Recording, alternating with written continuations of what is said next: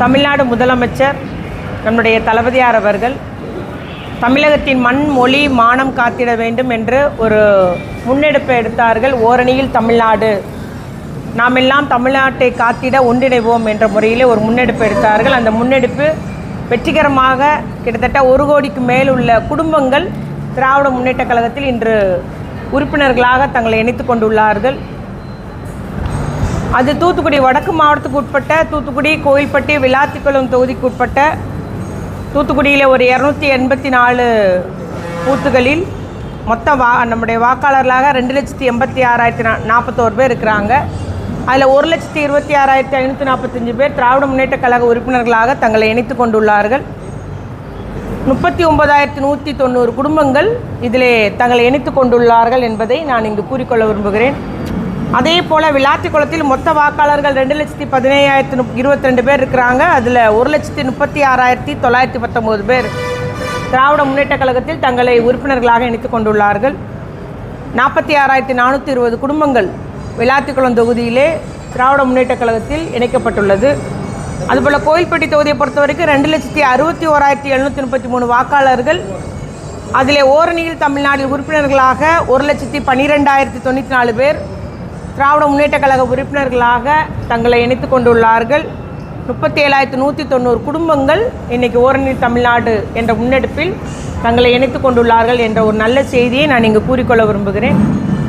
அது நாளைய நம்முடைய முதலமைச்சர் தளபதியாருடைய அறிவுரைப்படி நாளைய தினம் செப்டம்பர் 15 தென்னாட்டு பெர்னாட்ஷா பேரறிஞர் அண்ணா அவர்களுடைய பிறந்த நாள் 117வது பிறந்த நாளை முன்னிட்டு எல்லா பாகங்களிலும் வாக்குச்சாவடி மையங்கள் சொல்லுவோம், பாகங்கள் பூத்துகளில் எல்லா பூத்துகளிலையும் கிட்டத்தட்ட வடக்கு மாவட்டத்துக்கு உட்பட்ட 830 பூத்துகளிலுமே நாளைக்கு ஒரு தமிழ்நாட்டை தலைகுனிய விடமாட்டேன் என்ற ஒரு முன்னெடுப்பின் மூலம் அந்த ஒரு திராவிட முன்னேற்ற கழகத்தில் தங்களை இணைத்துக் கொண்ட குடும்பங்கள் அத்துணை பேரும் அதில் அழைக்கப்பட்டு ஒரு உறுதிமொழி எடுக்க உள்ளார்கள் என்பதை நான் இங்கு கூறிக்கொள்ள விரும்புகிறேன். பேரறிஞர் அண்ணாவுடைய திருவுருவத்திற்கு அந்த படத்துக்கு மாலை அணிவித்து மரியாதை செய்துவிட்டு கழக குடும்பங்களை எல்லாம் அழைத்து அந்த கூட்டங்கள் எல்லா பாகங்களிலும் பூத்துகளிலும் நடைபெற உள்ளது. நம்முடைய தலைமை கழகத்தின் சார்பில் தலைவரோடு அறிவித்துள்ள அந்த உறுதிமொழிகள் எல்லாம் நாம் அன்று எல்லா குடும்பங்கள் சார்பில் எடுக்க உள்ளோம் என்ற ஒரு செய்தியை நாங்கள் கூறிக்கொள்ள விரும்புகிறோம். குறிப்பாக தமிழ்நாட்டினுடைய பாரம்பரியம், பண்பாடு, மண், மொழி, மானம் காத்திட வேண்டும்.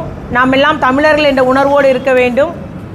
அதுபோல் எஸ்ஐஆர் என்ற சிறப்பு முறை அந்த வாக்காளர் பட்டியல் திருத்தம் வரும்போது மிக கவனமாக அதிலே வாக்கு திருட்டுகள் நடந்துவிடக்கூடாது, வாக்காளர்கள் உரிமை பறிக்கப்பட்டு விடக்கூடாது என்பதிலே தீவிரமாக நம்ம இருக்கணும். அதுபோல் நம்முடைய நாடாளுமன்றத்திலே நம்முடைய விகிதாச்சாரம் குறைந்து விடாமல் இருக்கும்படி குறைந்துவிடக்கூடாது என்பதை நாம் வலியுறுத்த வேண்டும். ஒன்றிய அரசிலிருந்து தமிழ்நாட்டுக்கு தர வேண்டிய கல்வி நிதியாக இருக்கட்டும், அத்துணை துறைகளுக்கும் முறைப்படி காலகாலமாக வழங்கி வந்த நிதி ஒதுக்கீட்டை இந்த ஒன்றிய அரசு செய்திட வேண்டும். அதுமூலம் நம்முடைய தமிழ்நாட்டில் உள்ள மீனவர்கள், நெசவாளர்கள், தொழிலாளர்கள் நலன் காக்கப்பட வேண்டும் என்பதிலே நாங்கள் தமிழ்நாட்டை தலைகுனிய விட மாட்டோம், அதற்காக போராடுவோம் என்ற முறையில் அந்த உறுதிமொழி எடுப்பதற்கு நம்முடைய கழகத் தலைவர் அவர்கள் அறிவித்துள்ளார்கள். அதே போல் செப்டம்பர் 17ஆம் தேதி முப்பெரும் விழா கரூரில் நடைபெறுகிறது. அத்துணை பேரும் அதில் பெருந்திரளாக கலந்து கொண்டு பேரறிஞர் அண்ணா வகுத்தெடுத்த கடமை, கண்ணியம், கட்டுப்பாடு என்ற உணர்வோடு அதிலே நாம் கலந்து கொண்டு ஒரு வெற்றி பாதைக்கு வருகின்ற 2026 நம்முடைய முதலமைச்சராக மீண்டும் பொறுப்பேற்ப வைப்பதற்கு கழக கூட்டணி வருகின்ற சட்டமன்ற தேர்தல் வெற்றி பெறுவதற்கு ஒரு அடித்தளமிடும் ஒரு முப்பெரும் விழாவாக அது இருக்கும். வண்ணம் அத்துணை பேரும் நாம் கொள்கை வீரர்களாக அதில் கலந்து கொண்டு நம்முடைய தலைவர் சொன்னது போல லட்சிய வீரனாக, கொள்கை பிடிப்போடு இருக்கிற வீரனாக அதில் எல்லாம் நாம் கலந்து கொண்டு வர வேண்டும் என்று தலைவர் அழைத்தது போல நாங்கள் எல்லாம் அதில் கலந்து கொள்ள உள்ளோம். அதுபோல் செப்டம்பர் 20ஆம் தேதி ஓரணியில் தமிழ்நாடு என்ற முன்னெடுப்பில் இணைத்து கொண்டுள்ள அத்துணை குடும்பங்களை இணைத்து நம் மாவட்டத்திற்கு ஒரு இடமாக நம்முடைய தூத்துக்குடியில் உள்ள அந்த சிதம்பரம் நகர் பேருந்து நிறுத்தம் அருகில் ஒரு மாபெரும் பொதுக்கூட்டம் ஒன்று நடைபெற உள்ளது. அதில் அத்துணை பேரும் நாம் ஓரணியில் தமிழ்நாடு என்ற அந்த முன்னெடுப்பு வெற்றி பெற்றதை குறிக்கும் முகமாக அந்த ஒரு பொதுக்கூட்டம் அதில் கலந்து பங்கெடுத்த அத்துணை செயல் வீரர்களுக்கும் நான் பாராட்டு தெரிவிக்கும் விதமாக அந்த ஒரு பொதுக்கூட்டம் நடைபெற உள்ளது என்பதை நான் இங்கு கூறிக்கொள்ள விரும்புகிறேன்.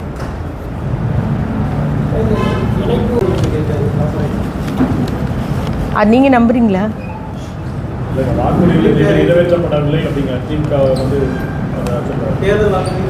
இப்போ எல்லாமே ஒரு ஒன்றிய பாஜக அரசாக இருக்கட்டும், எடப்பாடியாக இருக்கட்டும், அவங்கெல்லாம் ஆண்ட கட்சிகள், அவங்களே இப்போ எடுத்து பார்க்கலாம், அவங்க வாக்குறுதி என்ன நிறைவேற்றிருக்கான்னு எடுத்து பார்க்கலாம்.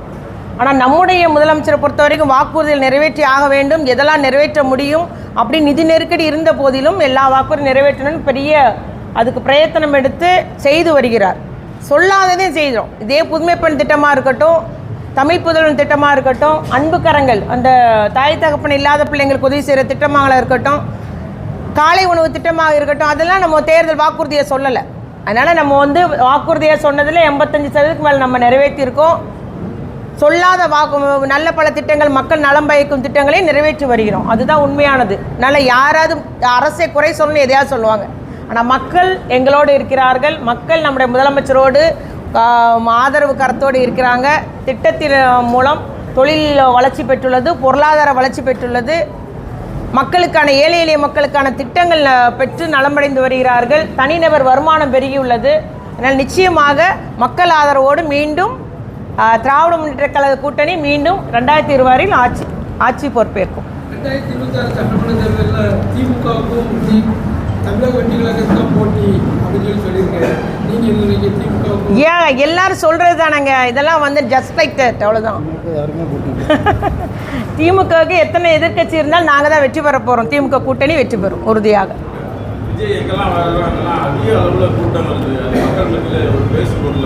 கட்டுப்பாடு இல்லாமல் இருக்கிறாங்க. ஒரு கட்டுப்பாடு இல்லை அவங்களுக்கு மத்தியில், ஒரு கண்ணியத்தோடு இல்லை.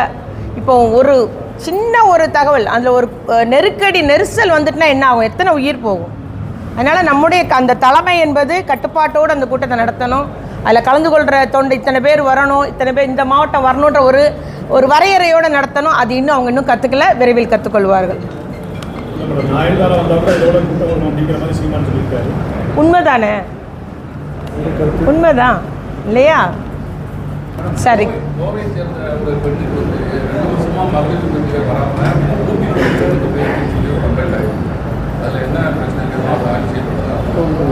அதில் பேங்க் அக்கௌண்ட் நம்பரில் ஏதோ யாரோ ஒரு தவறு செஞ்சுருக்கிறாங்க. எழுதும்போது அந்த அம்மாவுடைய பேங்க் அக்கௌண்ட் நம்பர் எழுதாமல் வேற ஒருவருடைய நபர் எழுதி இன்றைக்கி அந்த வெளி மாநிலத்தில் உள்ளவங்களுக்கு கிரெடிட் ஆகிட்டு இருந்திருக்கு. இது உங்களுடன் ஸ்டாலினில் தான் அன்றைக்கி அந்த அம்மா புகார் சொல்லியிருக்கு. இந்த அம்மா இதுக்கு முன்னே ஆர்டிஓ ஆஃபீஸில் புகார் சொல்லி சரி பண்ணியிருக்கலாம். 2 வருஷம் அரசு பணம் அப்படி போணுச்சுன்னா எப்படி அந்த அம்மா வீட்டில் இருந்தாங்க? ஏன்னா மெசேஜ் இவங்களுக்கு வந்துடுது ஃபோனில் இவங்களுக்கு உங்களுடைய வர வைக்கப்பட்ட மெசேஜ் வருது, ஆனால் அக்கௌண்ட்டில் வர வைக்கப்படலைன்னு சொல்லும்போது அது அந்த அம்மா புகார் சொல்லி சரி பண்ணியிருக்கலாம். ஆனால் நல்ல வேளை இப்போவாது உங்களுடன் ஸ்டாலின் அந்த புகாரை சொன்னது சரி செஞ்சுருவாங்க நிச்சயமாக. இல்லை கட்டாயம் பண்ணுவாங்க, அரசு பண்ணிடுவாங்க உடனடியே. இப்போ அந்த அக்கௌண்ட் நம்பரை மாற்றி சரி பண்ணிடுவாங்க. சரிங்க, நன்றி.